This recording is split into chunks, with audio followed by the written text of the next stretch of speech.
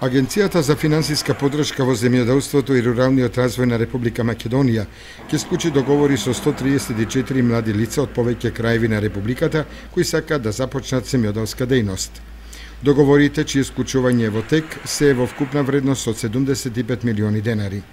Како што соопшти агенцијата на годинашниот прв јавен повик од програмата за финансиска поддршка во земјоделството и руралниот развој, кој траеше од 28 февруари до 31 март оваа година, за мерката 112 помош за млади земјоделци и почување со земјоделска дејност, биле пријавени 198 барања.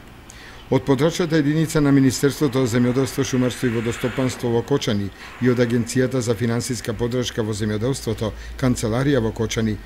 интерес кај одделни млади земјоделци за отпочнување бизнис постоел, но како што истакнуваат тие, досега никој од нив не побарал документи за аплицирање